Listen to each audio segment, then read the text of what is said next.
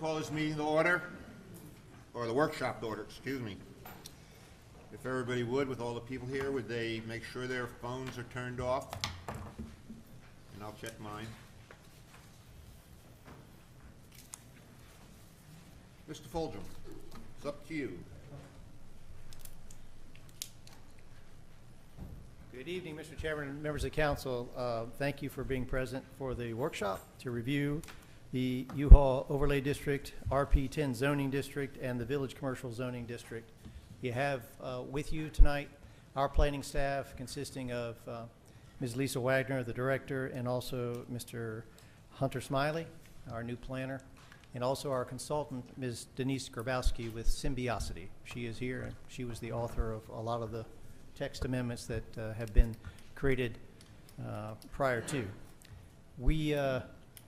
I think Ms. Wagner is going to give you a general overview of these items, and then we invite discussion and any kind of questions. We have a good hour to use, and I think it's best that I sit down and not talk during that hour.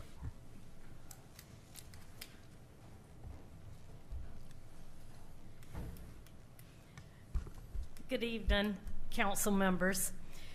The creation of the U-Haul Overlay District began a couple years ago after large-scale development was proposed along Snake Road and Highway 462. This particular area does not have adequate road infrastructure and no public water or sewer system to handle large residential subdivisions and commercial development. Due to concerns that the public and county council had about the impact of new commercial development and residential subdivisions, the county council implemented a moratorium in May 2023, which ended in July 2024. During that time, Jasper County staff worked with Symbiosity, a planning consultant, to address the issues that were of concern. After much public participation, amendments to the zoning ordinance were created to address infrastructure deficiencies, channel medium and small scale commercial developments in the crossroad areas where traffic conflicts could be minimized, and the overall environmental effects large-scale development could have on the sensitive lands of the Broad River and its creeks and headwaters. The pending zoning ordinances were approved for first reading on July 15, 2024. Several workshops and public hearings were held where staff and the county council received comments expressing concerns about certain provisions restricting development. Due to these comments, staff has continuously worked on modifying the ordinance for second reading. The U-Haul Overlay District consists of much more than the RP10 zoning district. The U-Haul Overlay District is a specialized zoning designation for a boundary of land intended to regulate growth and protect the rural character and sensitive natural resources of the U-Haul Creek and Broad River area. As part of the U-Haul Overlay District, staff proposed creating two new zoning districts referred to as RP10 and Village Commercial. RP10 was proposed for larger properties that are already zoned rural preservation, and the Village Commercial was proposed for properties along Highway 462 that are already zoned community commercial. In your staff report, I provided alternatives that were listed in that report, and staff would like to hear from the council, see what your thoughts and your suggestions are for this area. Staff is eager to work with council to make this ordinance better. And we are asking that you will allow us more time, the time that we need to continue to work on this, and that it includes some guidance from you. We're here to answer any questions. Again, we want to hear from you. The documents that I did provide, they're the same that you saw earlier. We have not made any changes, but we have proposed, again, some alternatives, and I'm sure that y'all have some suggestions too. Mr. Jean. Yes, I mean, right off the bat, I'm thinking the RP10 doesn't sound like a comfortable fit right now for me, whether it's going for 70 acres or less, or 70 or more, or actually 70 or more. I'm more comfortable with like an overlay district that would encompass what would be prohibited there, what would be allowed, and to just tighten the overlay district up, and whatever input we can give you would be something I'd like to see in that regard. But I'm kind of giving up on the RP10 principle. It's just way too complicated and too many competing interests on that particular part. I don't want to see anybody penalized, and I'd like to just, again, see a good overlay district. Mr. Orzillo. Tell me, Lisa, the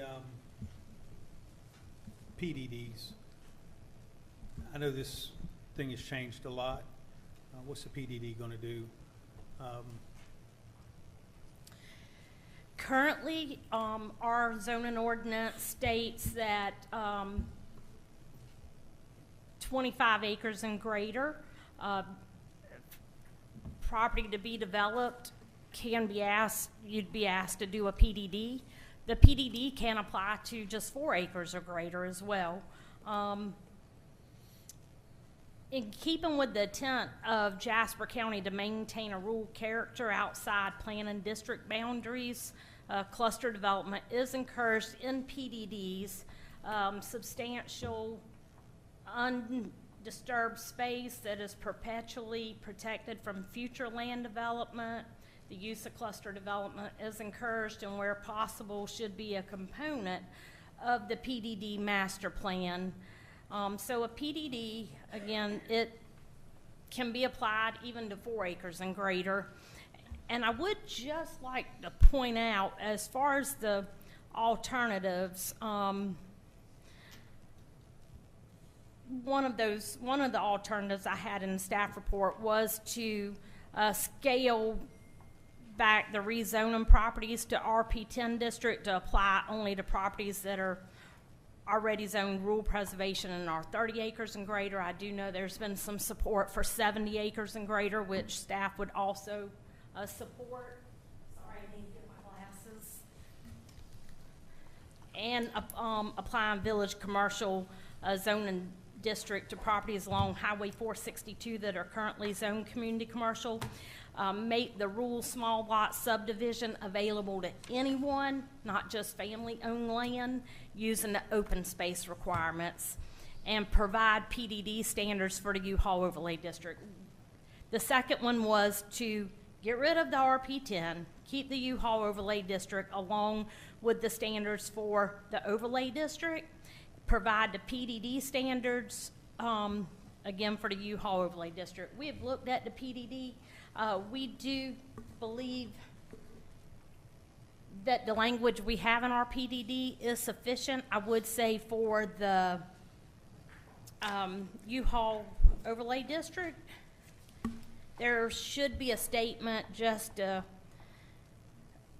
basically state that a PDD with a development agreement demonstrating the ability to address the issues that were identified in the original moratorium, which are the impact of new residential subdivisions and commercial development will have on traffic congestion, lack of road, sewer infrastructure, stormwater, natural habitats, open space, overall environmental impacts, and the quality of life in this area of Jasper County. So that's what we would propose, just adding that language. If you have a PDD that you need to show, you can meet that intent. So a PDD can circumvent everything in that RP10. Gives them a whole nother set of rules, right? For a PDD, it's Okay. based on development, yes. All right. Now, if someone has 100 acres of land and somebody wants to buy 1 acre of land to build a house on it, or half acre of land, would they be able to purchase a piece of land that size and build a house on it? The half acre wouldn't apply because we don't, I mean, that's not available today in the RP district. It's 1 acre is the minimum. Okay. Under the rural small lot subdivision, you could do the 1 acre lots. You just have to meet that ordinance and the open space requirements that come with that. And so, with the open space requirements, what all requirements, like today, if I want to buy an acre of land from someone else. You said I could purchase it and build one house that I own, right? I'm gonna build my own house. What are the new regulations and costs associated with building? When you say, would you consider changes in stormwater? What kind of changes would be imposed on the new homeowner that he may not have today? What kind of costs could we expect? We haven't gotten down the road far enough to really be able to tell you the cost of it. We have early on suggested that if this were to be adopted, that this comes back to you for reevaluation in 12 to 18 months after implementation. We do say that you need to meet the SoLoCo stormwater standards in the U-Haul overlay district. What does that mean? That's the Southern Low Country stormwater requirements that Jasper County worked with Beaufort County, Bluffton was a part of it, some of the municipalities, and Hardyville participated in creating those SoLoCo stormwater standards. It's just a higher threshold for But in real stormwater. world application, I'd have to get I've got an acre of land, I've got a house. I'm gonna have to get an engineer to engineer my stormwater. And I'm gonna have to get a contractor to make changes to the property, I'm assuming. Right? Hold on just a minute, sorry. Denise, well, the residential's exempt, right?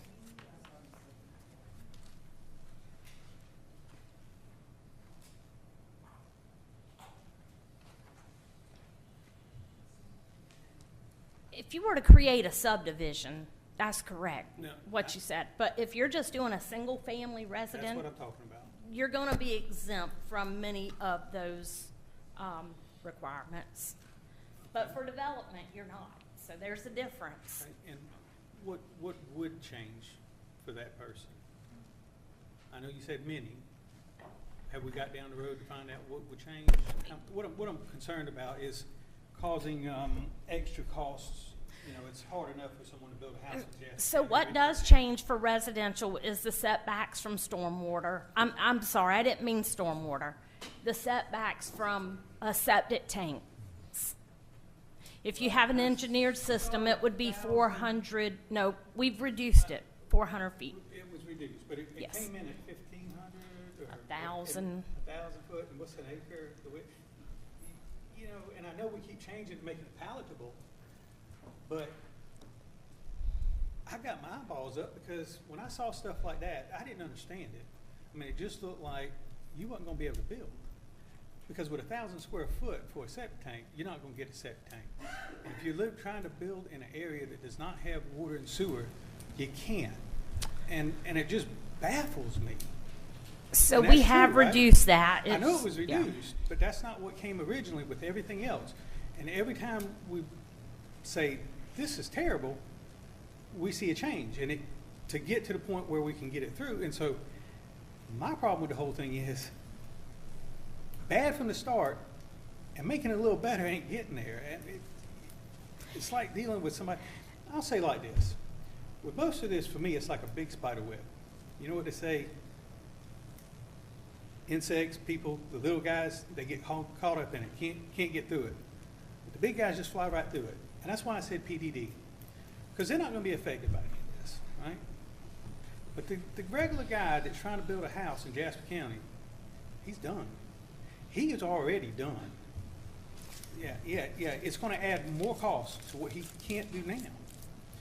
And I understand that there's certain things we need to do. And I'm going to focus on these big tracts of houses coming in.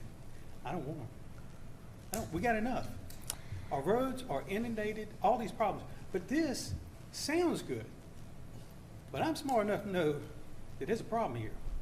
And I'm not trying to be dramatic here, but I feel 1,000% certain that we got a problem here with all this. So the residential use is exempt from a lot of these requirements. Even the fill restrictions, they're exempt from that. It's for development and for developers where you're creating subdivisions. The 400 feet may seem like a lot, but unfortunately, Department of Environmental Services is not going out and inspecting lands for septic tanks. There has been no conventional systems. It doesn't matter where you're located in the county. They're all coming in as a conventional system. And I do know the council has been provided some information where septic tanks did leak into areas, you know, in water areas around Berkeley County. So we're really just trying to protect that. We have made changes. It's been based on public hearings and information we've collected. It's been a moving target. We continue to work on it. We have been trying to address the public comments we've received. And as you know, we started with a different council. Again, like I said, we want your input. We want to make it better. We want your suggestions, and we want your thumbprints to be included in here, Well, or for me, fingerprints. there's certain things that I like, and I want to deal with certain things. I don't want to deal with something that's so tall and so big and so that I need attorneys and all that, and then things slip in that don't need to be there. And that what we talked about with the 1,000 square, you know, that's just one example of many, many, many things just flipping through that, you know. So big, I understand. And it was said, hey, let's try to get it all at one time. I understand. But everything we do affects the citizens of Jasper County in a way that, to me, you know, I want to protect certain things, absolutely. And I've told everybody how I feel about all this development. I don't think our infrastructure is going to be able to handle this. You don't like moratoriums, you know, but a moratorium is a quick way to do it, and that's how it was done before, but we don't like them. We want something permanent. But if you look in this, an average person hasn't, it encompasses architecture, right? Facades, houses. All this stuff is just new stuff that just drives the building costs. That's for village commercial, though. That's not for I understand. you to have I a understand, but regular house. It's all together, right? It's all part of RP10, right? No, that's No, village two commercial. It's different- not associated with two RP10 separate at things. all. Okay. I'm done. Mr. Van Giesen. Yeah, I think probably everybody in here knows how I stand on RP10. If I don't like it, I think it's a property rights issue. But that being said, you know, there's some things that we can do. You know, do we have a map of it? Yes. I mean, what if there's no PDDs for that area?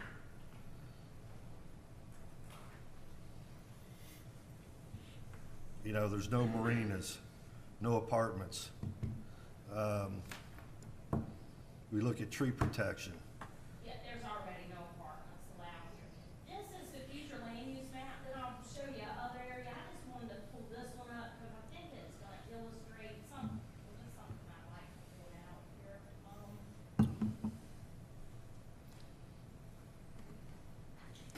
Get this microphone for John, or he gets on me. This dark yellow area, that's the little transition area. We've already removed this from the proposed rezonings. It's hard to see, but all of this lighter green here, this is the town of Ridgeland. So it doesn't affect that either. So what we're talking about is this white area, you know, this area. It's Highway 462 north of 170, then 170 toward Buford up Snake Road up to Coosahatchee, and there's only a few larger properties here right along the waterway. We have proposed not rezoning the properties here in Coosahatchee, but yet they would be covered by the U-Haul overlay district. And the same thing for Highway 170 going to Buford. We propose not to rezone that area, but they would still be covered by the U-Haul overlay district boundary. This is the map. The yellow is the, again, it's the town of Ridgeland. This area in between that's green, that's in the county and near the town of Ridgeland, has been removed or from this U-Haul overlay district altogether. So we're just looking at these properties out here. There are some larger lands, the smaller properties. So it's that all are the zoned- land east of 462? They're east of 462, but they're also west, just right in here is a pocket. Up here on 462 going to Coosawhatchee, between highways, between I-95 basically, yes, and 462, you only have 3 large properties there. They're very large properties. One of those cross all the way over, across 462. It's one parcel of land. So again, that makes up 3 properties just in this big triangle here. So we could do that area, that overlay area is no PDDs, right? If that's what you desire to do, yes. So some people look at PDDs as they come in and they ask you for extra density and additional density. Staff is not suggesting that. I think we've done a real good job to say we want the minimum lot size to be met. You can have stronger requirements If than you a had a PDD. 1-to-1, right? 1 house per acre, 1 acre per house, whatever it is. And you left it that way, with no PDDs where they can't come in.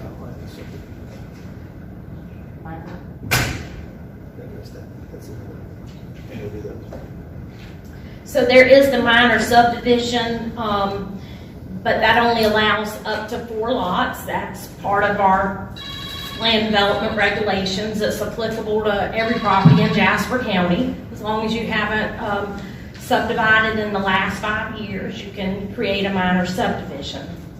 Back to your question about the 1-for-1. I would just say, when you think of rural, truly rural areas, 1 acre is not very rural. You know, it could create, if enough lands were subdivided to the 1-to-1, even through a major subdivision, it could create suburban sprawl. Right. Can I ask a question on that? Just a clarification. Yeah. PDD. Can you say no to a PDD? I mean, in an ordinance, say, so for future councils would be holding to that? You could say no to a PDD, but help me, Lisa. There's sometimes when staff feels that maybe a smaller subdivision requiring a PDD would be helpful as well. So I'm not sure. I think I know what you're trying to say. You don't want any large development, and we appreciate that. Staff needs that direction too, because the last thing we want to do is go through efforts with developers that are a waste of everyone's time and money to get to. So, Lisa, can you speak to their discussion about potentially eliminating PDDs? And just to follow up on that real quick, you know, we've never talked about impact fees, you know, for these developments. That when the permit's bought, that we have a $4,500, I know I pay a $10,000 impact fee every time we do something on Hillhead. Mr. Mason, we have done that in the past. If a PDD comes forward, we craft a DA, a development agreement that council approves, and it does have, they're not impact fees, but they're called voluntary fees in them for those similar type functions. So the last one we did, I guess, was the Trask division, which is named what? Foxtail Commons.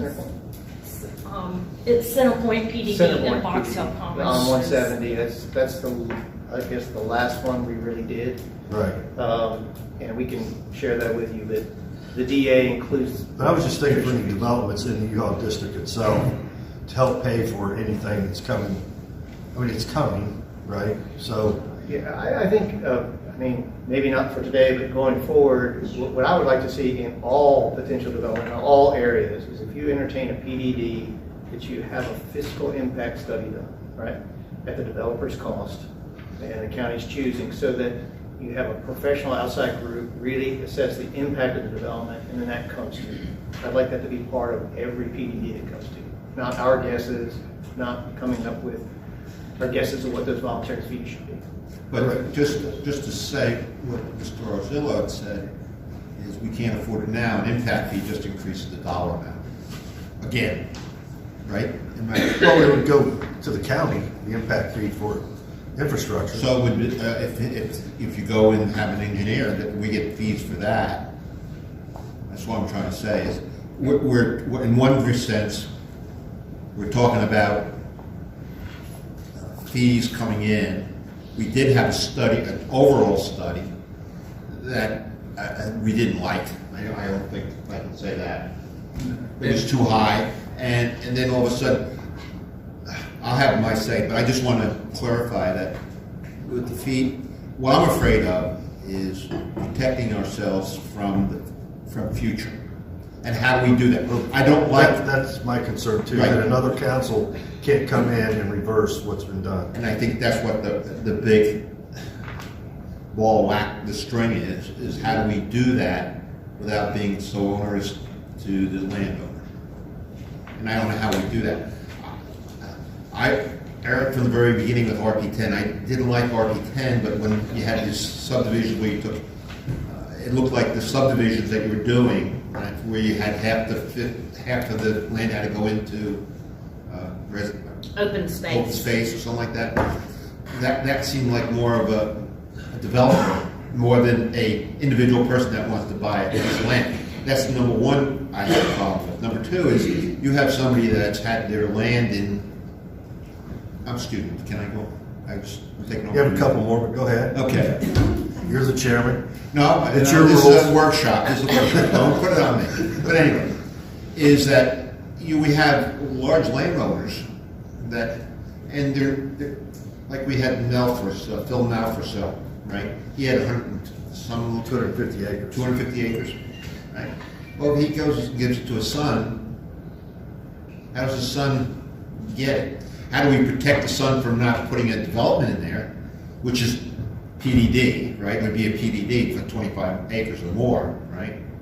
So these are all things that I think were not really clear to the previous council, and now this council is the same way. You know, we've been having it 2.5 years, but really we haven't been 2.5 years. Mr. Gamble, I thank you for your comments. There are three distinct segments as I see it. The RP10 zoning, there's the overlay district, which everyone is a little confused on what's in the overlay district or what can be in the overlay district, right? And then there is the village commercial, right? Village commercial. And that's a separate zoning designation, which we don't have anywhere else, right? And that That's right. controls commercial development in the area, right? Has some greater controls and architectural restrictions on commercial development. Yeah, that's where the architecturals are. Right. That's something that came out of the whole effort and the public hearings and so forth. So I guess, are you equally opposed to all three of those elements, or is there one that you're okay with? So, I haven't, Chris, you Well, finished before I call my lunch? Yeah, sorry. Yeah, let me finish real quick. Yeah. So my concern is, what I don't want to see happen is 4 or 6 houses on an acre. You know, I don't want to, that's, We don't either. Yes, Yeah. sir. We agree. so that's my biggest thing. And, you know, whether we talk about, you know, what the building line is off of waterways, you know, I'm pretty good with that. I mean, that's negotiable, you know. I just don't, there's so much in here. It's kind of a catch-all thing. That's what really concerns me, and that's why, for me, I would just ixnay it, and I don't want to say start over, but it almost needs to start over for me. If you give us time and give us direction, we're happy to But the issue pretty is, much you start guys have over. had 2.5 years. I know. And I don't know why it's I'm- taking so long and I'm not being combative, I'm just saying, you know, we need to move things along and get things done. Well, we will. We've had a change of council. And then when we brought it to you earlier this year, we had a vacant seat. We were asked to wait until that seat was filled. That's true. So, but I do want to point out one thing with the Malfresh tract of land. We do have the family estate, which is for properties that have been in a family for 30 years or more. So they do have exemptions there. That exists today to properties that are rural preservation. It exists to properties that are residential. But you said 30 years. I know there are criteria in there. Land had to be in a family for how long? 30 years. You said That exists today, that ordinance does. it is in this RP10 when you say exists Not, today? well, Yeah. RP10 would have been new, but it exists today. We have it for rural preservation, for community commercial, for residential properties, and regular rural preservation. Because a lot of Ayers property use that. You know, that's an exemption for them.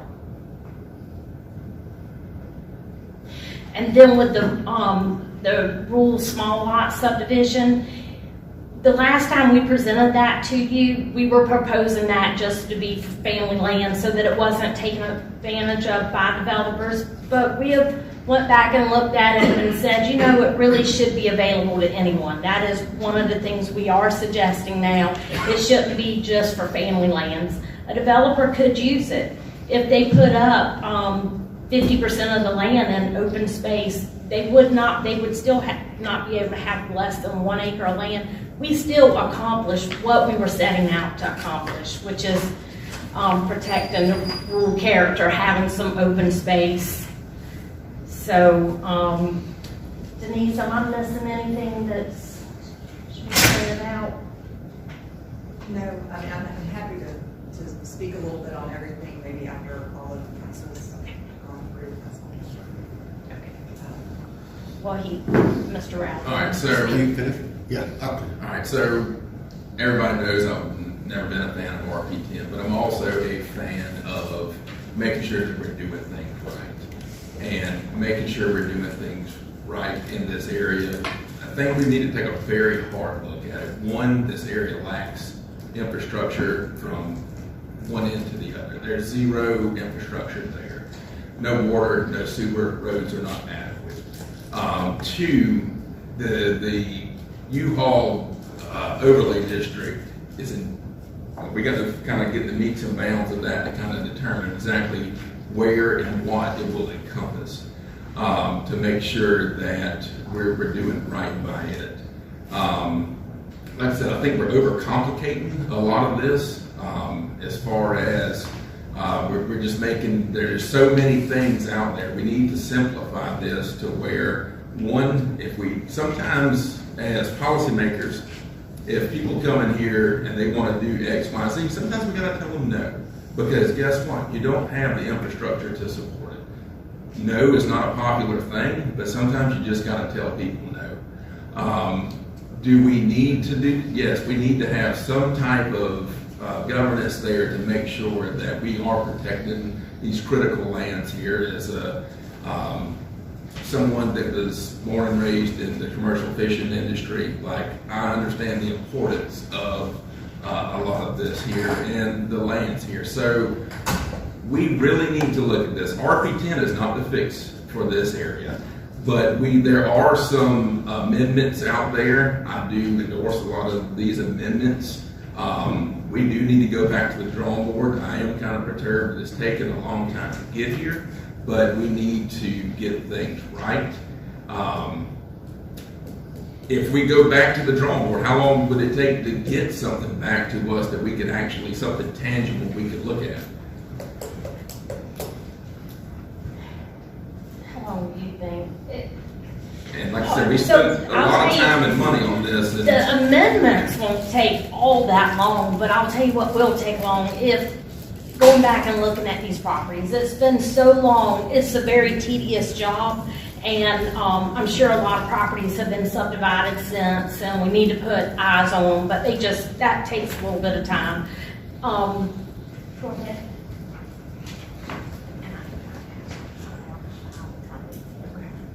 Good evening. My name is Denise Grabowski. I'm with Symbiosity, the urban planning consultant that's been working with Jasper County on this. And yes, it has been a long time. As Ms. Wagner stated, we know there's been some transitions in leadership. So for those of you who have not had the opportunity to meet, it's great to be here this evening. As far as the amendments, Mr. Rowell, you're right, it is complicated. These are complicated issues, and we are trying to achieve a lot through the amendments. And I think what would be helpful for us as we go back and look at the amendments is to clearly understand the priorities of council and to clearly understand what you want to see conveyed. So I would ask, for example, I heard a lot of discussions about PDD, that you don't want a PDD. As someone who's working with staff to help draft the code, what would be really helpful for me to understand is the why behind why you do or don't want something. Because understanding the intent of the ordinance is really the critical first step. So we need, the first step really is to all be on the same page of the intent of what you want the ordinance to do. And then if we're on the same page about the intent, we can present options to you. So for example, the intent originally, as stated in the moratorium, was to protect natural resources, was to protect the rural character of Jasper County, was to protect the infrastructure from overdevelopment. And so the ways in which we looked at doing that, for example, are within the U-Haul Overlay District, which sits on top of the entire area. That's where you see your environmental changes to increase buffers and setbacks along your waterways and increase the standards for septic systems, knowing the damage that can be done by septic systems to natural resources. As far as protecting the rural character, we developed the Village Commercial District to allow for commercial development to happen, but to happen in a way that's more consistent with the rural character of Jasper County. We also introduced the RP10, which I know is very controversial, and I understand that, as a way to manage density from an overall perspective. The rural small lot subdivision or conservation subdivision was inserted into the ordinance in conjunction with RP10 as a way to allow for development, but do so in a way that would manage the overall density. So it really was not intended to be envisioned that there would be 10-acre lots all over Jasper County. The vision is really to be able to maintain your critical natural systems and to be able to maintain them in a contiguous way where they have the highest value both to your natural resources but to your character as well. Because by preserving those contiguous natural resources in sensitive areas, that's how you get the highest level of protection. And the way that we set that forth in the ordinance is to allow flexibility to maintain an overall density of 1 unit per 10 acres, but has some flexibility on the lot sizes around it. So if you don't want to see 4 to 6 units per acre, that's absolutely fine. We can incorporate that into the PDD. So understanding what you like, what you don't like, and most importantly, what you think the intent of this ordinance should be is really, I think, the most critical bit of information that we could get coming out of this workshop. I hope that that makes some sense in what we're looking to try and get from you this evening. It does, and I will tell you that this particular area here, I mean, we don't have any infrastructure, so we throw that completely out. There's zero there, so you're not going to have density there. That's just is what it is. Until someone wants to invest millions upon millions of dollars, you're not going to have it. But with that, we want to make sure that we preserve the rights for what I call the little man, the people that's been here, like myself, born and raised, to make sure that what we're doing to make sure that we're doing right by the lands and the waters and everything else doesn't impact those that are born and raised here and want to reap the fruits of their land. So what I would suggest is look at some of the different amendments that some of the different groups have brought here. And the PDD thing is a double-edged sword because you can't paint yourself into a corner. I don't know what the legalities are. We don't have a lawyer here tonight, but there are a few things that I would like to talk to the lawyers with, because sometimes PDDs can be beneficial if used in the right way, but also they can be very detrimental if used the wrong way. I've seen it both sides of that in my career. So I do think that we need to go back to the drawing board. RP10 for me is taboo, take that off the table. But we do need things that does protect the lands, that does protect the roadways, because again, I went down 462 this morning. It's not a fun trek. We definitely need to look at this, but we also need some tangible timetables of some kind of checkups to where we are with this along the way before we get there. Okay, I would love to understand, and maybe this sounds like a naive question, but so right now your zoning allows 1 unit per acre, and if you have someone come in here and do 1 unit per acre, that's a lot of houses. The RP10 again was a way to manage that overall density when looking at the area as a whole. So I'm just quite simply, what is it that you don't like about RP10? And again, I realize that, but just to bring it down to the most simple standards. It overcomplicates it for the long-term, or the long-time landowner, the small person. It puts so many things in there that it does more harm than good. Do you think that the family provision that's already in your ordinance, and I think that's what Ms. Lisa was trying to say, the 30-year requirement for your family provision in your ordinance, that's already there. That was not introduced as part of this. That's already there in the ordinance. That's the problem. Well, for me, it's property rights. Well, but what I'm trying to do is separate that from this process. So the 30-year Yeah, but that's what requirement. kind of, for me, sets this process for whether a developer bought the property or not, or it's a private individual, you know, if we can, you know, guide the process and not overbuild with, like I was saying, you know, it's far down the road. We don't have any utilities, so a lot of this development's down the road, right? That's why I like the one-on-one, and if we enforced everything that was there already, that'd be a huge help, which we don't. That's where I'm at with it, just property rights, you know? And for me, I don't know how I work around that. I guess I'm just tired of the government telling us what we can and can't do. In a nutshell, for me. Can I ask several questions? Yes, sir. My mistake, we increased when we first did this. First of all, 2.5 years is really not there, because almost a year and a half, a year and a half by the time we got the first reading. We didn't even do the first reading, to tell you the truth. We just did it so we could stop it. And by the time we had many meetings and workshop, not town hall type thing. So that's that. And then at the end, the council, when I was on it, and I think Joey was there too, they were kind of putting it off because they didn't want to handle this. And so we were left with it, as usual. Many other things, we're left with this. Would it be easier to just say, use the UHAR overlay and just use that? That certainly is an option. And take everything else off and just separate this out? Because I didn't realize this, but Salisbury Landing Road, right? That's down to this landing. That's the road that goes to the landing, the dirt road, right? Well, on either side, it's already taken care of. I think that's RP 15. Would that be right?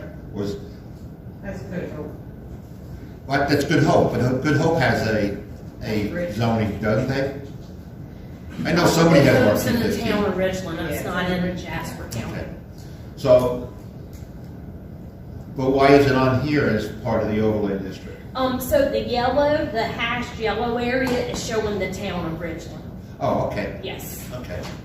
So that's the area that's not really included in the U-Haul overlay. And then, like I said earlier, we've already suggested taking all of this right here out, all of this, and all of this right up to here, because all that's the transitional area. Matter of fact, those have been removed from the pending ordinance that we had. Oops, sorry. See, that's where it's complicated. We have to deal with Ridgeland also, we should be dealing with Ridgeland also, have a united front here, some way. Because whatever we do, it's up to Ridgeland to say, okay, we'll take it over and do it, so it's out of our hands. Is that correct? Only if it's annexed. Well, I'm just saying, it's up to, if we do, whatever we do here, let's say we make RP10, that forces people to go to Ridgeland and say, we'll annex in and we don't have to worry about RP10, correct? That's if they will do that. That's essentially. That's right. That's it, how it works. But what I'm trying to say is what we do here, how do we protect that? I mean, I guess, I don't know if we can, really. You really have no other protection beyond the discussions you're going to have with regard to joint services about growth boundaries and transitional zoning and how you interplay with that. Which will be in December 3rd. Yes, sir. But saying that is, we have to make sure that we're not forcing people to go into Ridgeland. If I'm not mistaken, right? Because if we do RP10, Ridgeland's going to get inundated.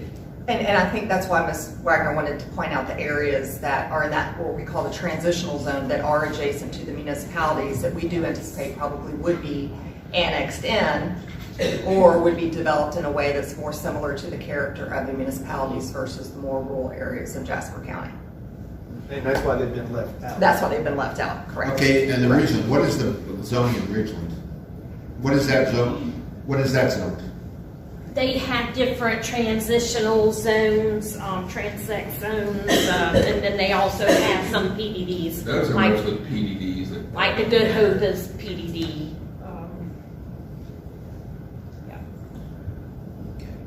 Yeah. Yeah. Mr. Andy, you have a good way of following me sometimes when I don't know. Help me get past this, and I've asked it, and I'm trying to just get this clear in my head. RP10, Yes, sir. if it was enacted the way it's written right now, then you have the developers who can get a PDD, which would exempt them from RP10, basically. Whatever they get in that, whatever they agree and negotiate with you, could be different for them than what's we vote on in RP10. But ultimately, that's your decision. Yes, sir. That's the council. The individuals, they're so small. I mean, you know how many permits you get a year for the individual, even though we may be encroaching on them or there's not a lot of individuals building their homes, right, in Jasper County? Not a whole lot. Councilman Arcilla, can I check something? Yes, please. I have to leave. I'm being called into work for Department of Fire, so I'm going to have to step out. Mr. Chairman, do you like your consensus on if you go up this further? That maybe it should, in light of this? But they're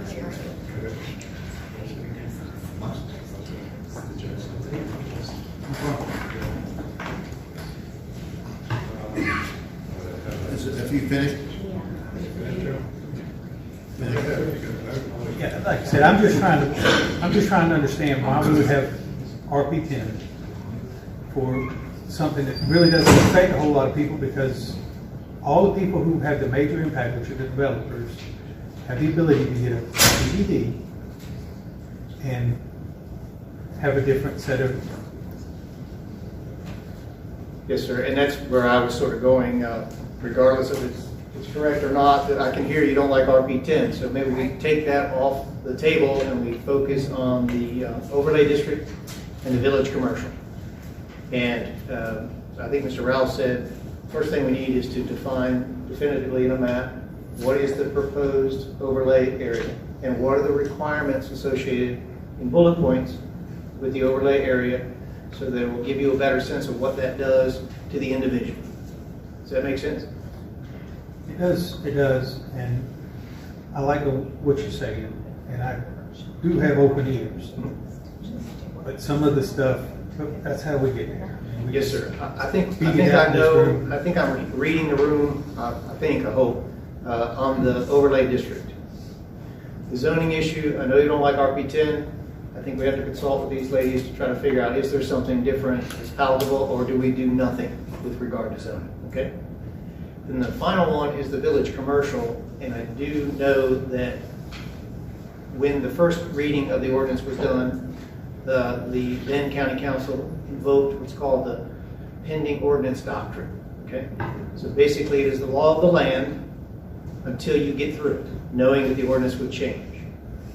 My fear is that if you vote down the existing ordinance, you will lose all of that that's already in place. And specifically, it would knock out, I don't think there are any other developments that are impacted by that, other than I'm thinking about a commercial development that has negotiated a development that is consistent with the village commercial standards, right? So if you vote that down, then I'm afraid you might get the bum's rush of applications to do commercial projects that would not be regulated by anything. Does that make sense as well?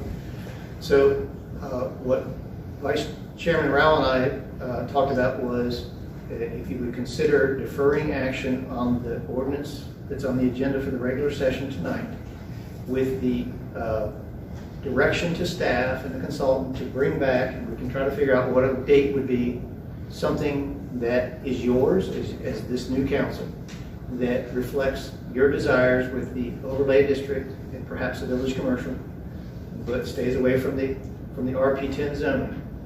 And then at that time, you could then have potentially a first reading when you are ready for that and invoke the pending ordinance doctrine. And then that law would be in place until you perfected it.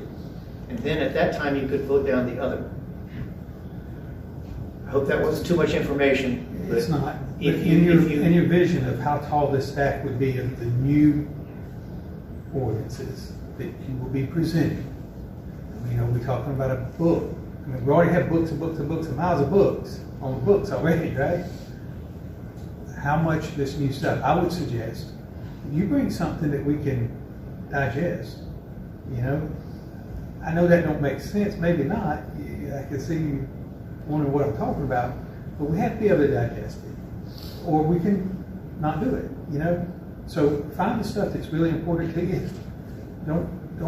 For me, don't bring something that's just a whole nother set of, you know, and read it tonight.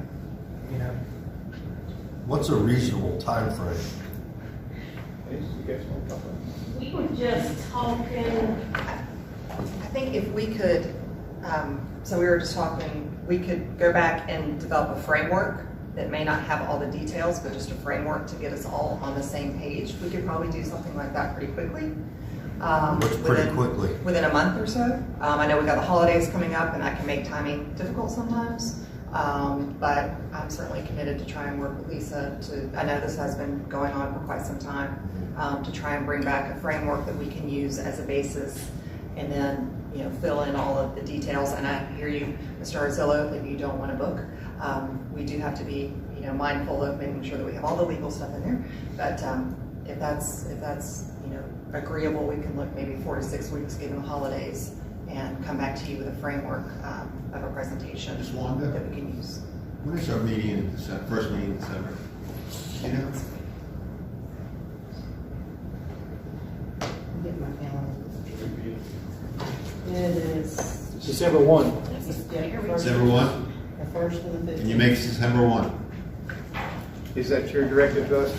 Bring you something December 1? I just, we have to do it in the meeting, but I'm just saying, December 1, would that be quick enough?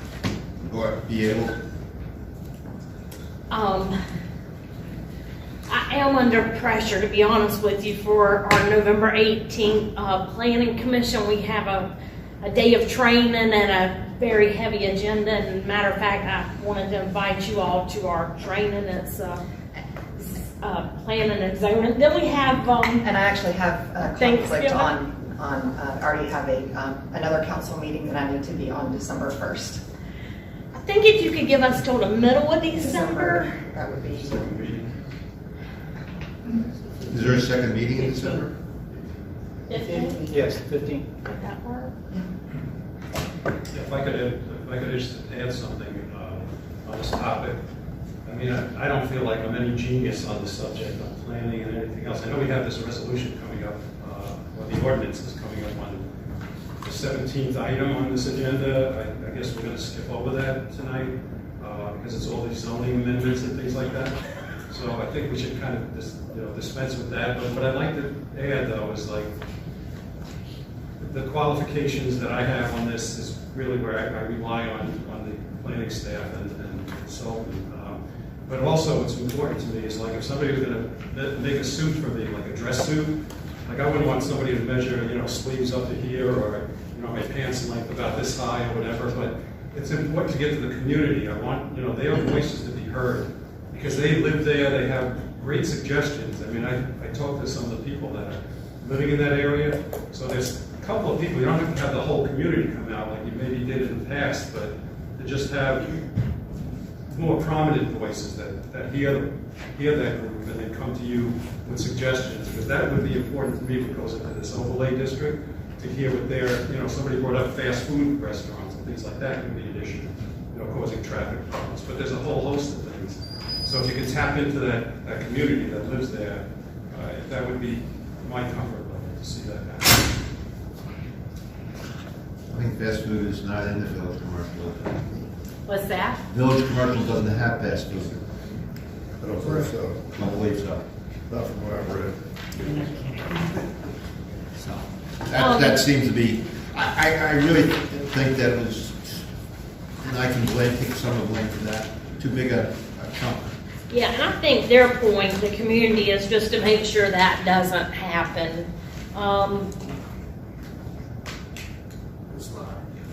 Yeah, it's not.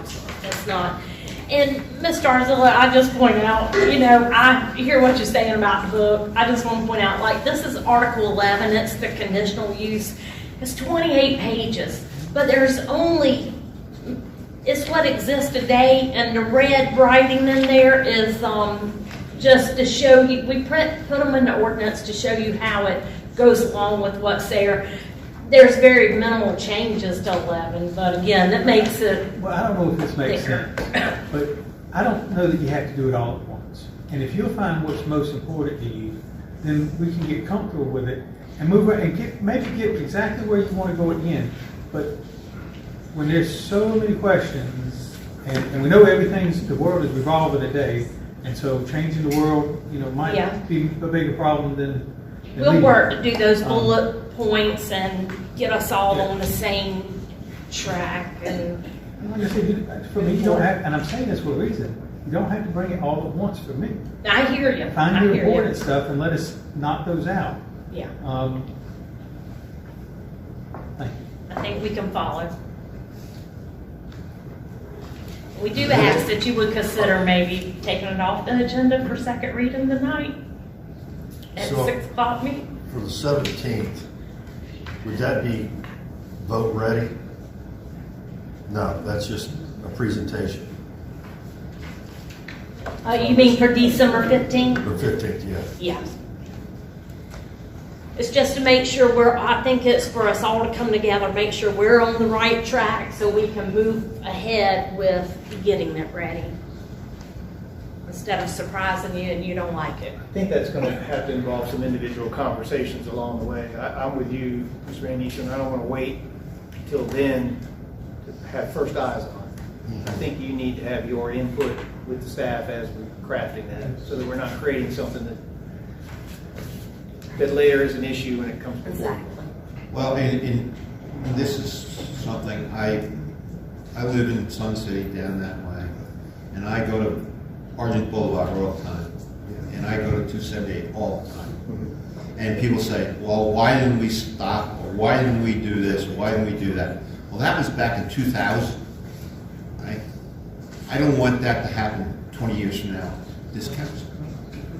If it takes a long time, I'm sorry, it's me. I can't turn it off. I don't know how to turn it off. I don't know how to turn it off. Anyway, I just lived for that, and that's gonna be the thing. We have to start our meeting, but I just wanted to stay that way. So, hearing nothing. Thank you all, by the way. Yes, thank you. And that's about it. Nothing else? So, Mr. Joey? He's done, so. I'd like to close this meeting. I'd like to have a motion to adjourn the workshop. So moved. Second? I'll second, Mr. Chair. All those in favor, raise your right hand and say aye. Aye.